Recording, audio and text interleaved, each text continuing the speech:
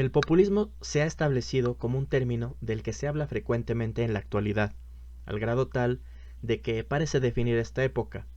No obstante, es posible encontrar antecedentes en otros momentos de la historia. En esta ocasión continuamos con la exposición del libro El siglo del populismo de Pierre Rosanvallon. En específico nos concentraremos en el análisis histórico presente en la segunda parte, que lleva por título sencillamente Historia y se compone de 4 capítulos. Los primeros 3 dedicados a diferentes épocas en las que es posible hallar antecedentes a las prácticas y el discurso del populismo, y el cuarto, que abordaremos en otra ocasión, está dedicado a la historia del concepto y sus aporías. El primer capítulo está dedicado a la exposición y análisis del cesarismo y la denominada democracia iliberal en Francia en el siglo XIX. El cesarismo es la concepción de la democracia autoritaria vinculada a la retórica y la práctica de Luis Napoleón, devenido en Napoleón III, quien además se presentaba como el campeón y servidor del pueblo. De acuerdo con Rosanvallon, es posible ubicar algunas características distintivas que sirven de criterio del cesarismo. 1. Una concepción de la expresión popular por el procedimiento privilegiado del plebiscito. 2. Una filosofía de la representación como encarnación del pueblo en un jefe. Y 3. Un rechazo de los cuerpos intermedios que obstaculizan el encuentro directo del pueblo y el poder. Concretamente, señala el profesor del Collège de France, el pueblo es entendido únicamente en términos de una totalidad que no es posible fragmentar. El plebiscito fue presentado por seguidores de Luis Napoleón en 1848, principalmente como una alternativa a formas de gobierno representativa o como una denuncia al sistema parlamentario. Un elemento central fue el caso de los cantones suizos, que sirvieron de ejemplo. Además, permitieron aspirar a una respetabilidad como una doctrina del futuro a esta práctica. Napoleón III hizo énfasis en la necesidad de un jefe para encarnar la voluntad popular, al juzgar que la soberanía del pueblo se lograría en plenitud si tomaba cuerpo en un hombre fuerte y enteramente responsable. Esta idea de la representación como encarnación trae aparejada la noción de la política como proximidad. Hay que señalar que Napoleón III adoptó la práctica de recorrer las diferentes provincias de Francia. En este sentido, los desplazamientos por el territorio se entendían como una forma de comunicación política directa, así como escenificación democrática de la soberanía. Al respecto, señala Rosanvallon que la reducción de la participación del pueblo a una forma de adhesión festiva en la que no se manifestaba sino bajo la especie de una masa unánime, el advenimiento del hombre-pueblo se prolongaba en la celebración del pueblo uno. En el debate político era manifiesta la tensión entre la unanimidad como principio de legitimidad y la pluralidad como técnica de decisión. La pluralidad de la sociedad civil adquirió una connotación negativa, esto es, como una división inaceptable, mientras que los partidos fueron vistos como vectores de facciones peligrosas. El bonapartismo construyó toda su visión de lo político sobre el presupuesto normativo de la unanimidad social. En esta relación entre el pueblo y el jefe, el instrumento del plebiscito juega un papel decisivo. Cabe señalar que aunque la dinámica política dependía de una relación directa entre el líder y el pueblo, existía una defensa de una cierta autonomía de la sociedad civil, como era el caso de las cooperativas, las mutualidades o de los sindicatos. Sin embargo, en realidad se debería hablar de un iliberalismo democrático, del cual Napoleón III podría ser considerado como primer teórico y al mismo tiempo practicante. Se puede apreciar una distinción entre la valoración de aquellos derechos políticos asociados a la democracia y el rechazo de aquellos asociados al liberalismo. De hecho, fue en nombre de cierta concepción de la democracia y la soberanía como Napoleón III justificó la supresión de los derechos civiles como los de expresión. En el discurso de este cesarismo yace una concepción monista de la cultura política en Francia.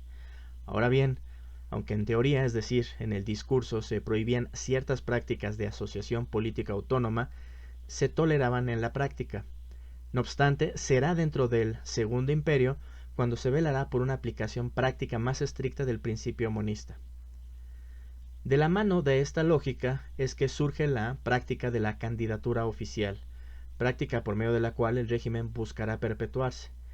En esta época se pondrá en movimiento una contraposición entre dos estrategias políticas diferentes, si no es que opuestas.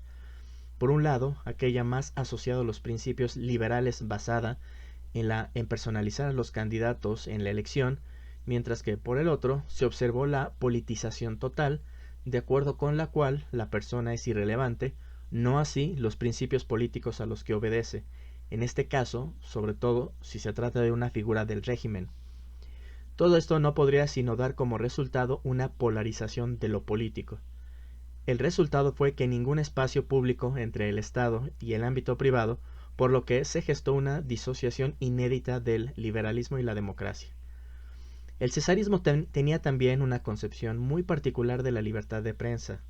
Frente a sus críticos, para quienes la libertad pública de prensa era indisociable de la libertad individual de expresión, los partidarios del régimen consideraban, a la inversa, que debería hacerse una diferenciación esencial. Los bonapartistas consideraban a los diarios como poderes privados, autoproclamados, por más que crean y sostengan que cumplen con una función de orden público. Se trata de un poder público en manos de particulares. A los medios escritos de entonces nadie los ha elegido, sin embargo, encarnan un verdadero poder social. Por tal motivo es que los bonapartistas serán unos denunciantes implacables del diario como una estructura capitalista antidemocrática. Ahora bien, ante la ausencia de una alternativa realista de cómo poder resolver este problema, se optó por el control, además de enfrentarlos con la palabra de los representantes electos. Lo anterior no es más que el resultado de una concepción de lo público en el cesarismo político. En ella nunca se piensa lo público como un espacio de interacción y reflexión entre grupos e individuos, un espacio por lo tanto en permanente transformación, sino que sólo se le aprende bajo las especies inalterables de las instituciones legitimadas electoralmente. El segundo capítulo aborda los antecedentes del populismo desarrollados entre 1890 y 1914. Se trata de una época sumamente importante por cuanto sirve de referencia a varias de las dinámicas y problemáticas que podemos apreciar en la actualidad. Son los años que marcan un doble punto de inflexión. Primero, constituye la primera crisis del modelo democrático y segundo, en el ámbito de la economía, se presenta el shock de la primera globalización. Este impacto desencadenaría el surgimiento de una ola de xenofobia y consecuentemente de demanda de proteccionismo, así como una reorganización de las estructuras políticas existentes. En Estados Unidos este periodo se caracterizó por la crítica a los partidos políticos y la denuncia de la corrupción. A esta corriente se le denominó como movimiento progresivo, Progressive Movement, y en el cual se afirmaba que se había confiscado la soberanía popular con la creación de las prácticas asociadas al clientelismo. En ellas jugaban un papel central el llamado boss, el líder político. En este entorno se gesta el periodismo de denuncia. De acuerdo con quienes estaban insatisfechos con la situación imperante, la prensa cumplía una función de regeneración. En Francia esta época estaba caracterizada por el movimiento boulangiste. Consistía básicamente en una crítica a la corrupción. La política estaba a tal grado deformada que se le identificaba con un guiñol parlamentario, si no es que con una comedia democrática.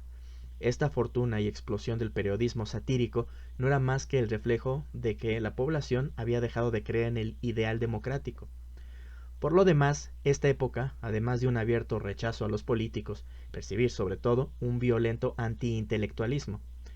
Esta época, además, será testigo del surgimiento de la primera globalización si se toman como indicadores, primero, el desarrollo del comercio internacional, segundo, el flujo de capitales y tercero, la migración. El resultado de este contexto económico y político será una reivindicación de una democracia más directa y una creciente demanda de proteccionismo con fuertes acentos xenófobos. La figura del referéndum surgió alrededor de los seguidores del general Boulanger, quienes la consideraban como la solución a las derivas e incumplimiento del sistema representativo. Así, se sostenía que es bueno y justo que el pueblo sea interrogado directamente cuando surjan graves conflictos de opinión que solo él puede resolver. Por eso creo que es esencial introducir en nuestra Constitución el jus ad referendum. Cierramos la cita. En todo caso, el referéndum fue concebido como una idea capaz de canalizar diferentes sectores de la opinión pública, superando divisiones. Finalmente, el tercer capítulo en esta segunda parte está dedicado al laboratorio latinoamericano, en particular en dos figuras referentes del populismo, Jorge Eliezer Gaitán y Juan Domingo Perón. En el siglo XX, el término populismo hizo su entrada definitiva en el lenguaje político común para denominar movimientos y regímenes políticos específicos latinoamericanos. En este sentido, la Venezuela de Chávez, el Ecuador de Correa o la Bolivia de Evo Morales son continuaciones de la tradición iniciada por Jorge Eliezer Gaitán en Colombia y Juan Domingo Perón en Argentina. Cabe señalar que entonces se utilizaba la etiqueta de populismo de forma residual. Esto se debía a que las clasificaciones habituales dentro de la ciencia política no servían para aprender este fenómeno, menos aún ubicarlo dentro de la contraposición entre izquierda o derecha o de capitalismo y socialismo. Como apunta Rosan Valón, los críticos señalaban que se trataba de una combinación extraña entre la afirmación de ideales democráticos con acentos totalitarios, más aún mostraban su sospecha o su sorpresa ante los estilos de campaña electoral y discurso gubernamental puestos en marcha.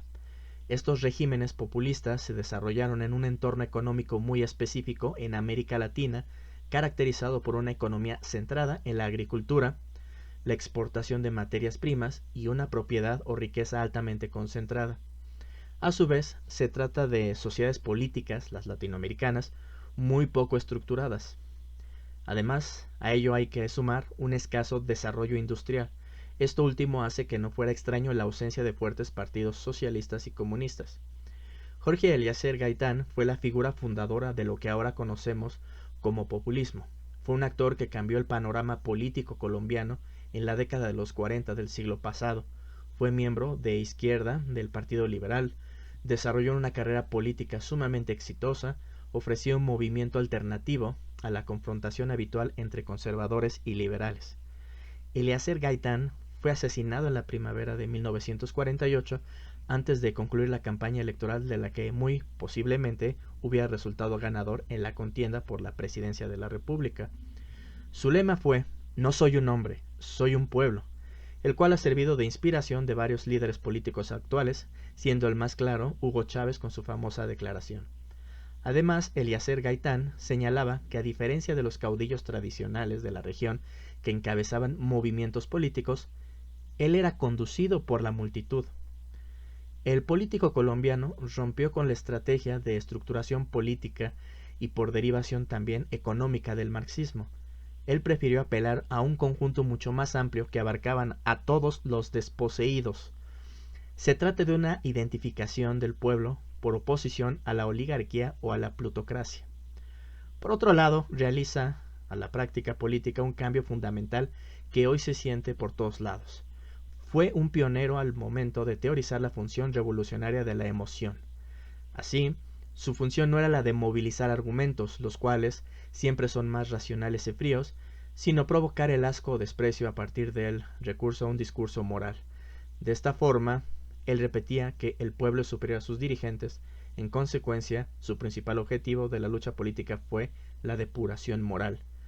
La otra figura fundamental y anticipadora del populismo es el argentino Juan Domingo Perón. El inicio de su trayectoria lo ubica involucrado en las acciones golpistas en la década de 1930. Más tarde, llegaría a ser nombrado coronel dentro de la jerarquía militar. Posteriormente, en 1945, fue nombrado secretario del Trabajo y Previsión. Desde este espacio, emprendió una vasta serie de reformas, entre las que se encuentran la aprobación de los convenios colectivos, la creación de los tribunales de trabajo, la elaboración de un estatuto de los trabajadores agrícolas, además del establecimiento de la jubilación. Como es de esperarse, de esta manera se granjeó el apoyo popular, por lo que su popularidad no fue bien vista y tuvo que dejar el cargo. Perón más tarde fue electo presidente de la Argentina en 1946. En este tiempo no cesaba de presentarse como hijo y servidor del pueblo. Desplegaba una pretensión de encarnar un poder de manera funcional. El estilo de gobierno de Perón representó una ruptura con el mundo democrático liberal, Una muestra de ello se puede encontrar en la Reforma Constitucional de 1949, que abarcaba, entre otras cosas, la reducción de poderes de la Suprema Corte, la ampliación de poderes del Ejecutivo, la reducción de actividad de los partidos, aunado a la posibilidad de su disolución, así como la creación de un nuevo delito, esto es, la así llamada falta de respeto a la autoridad establecida, la cual era fuertemente castigada. Estos son algunos de los antecedentes históricos que nos proporciona Pierre Rosanvallon en la segunda parte de su libro El siglo del populismo, y si fue de su interés, continuaremos con la revisión de este libro interesante, pertinente para esta época actual. Soy Iván Lascano y agradezco su atención.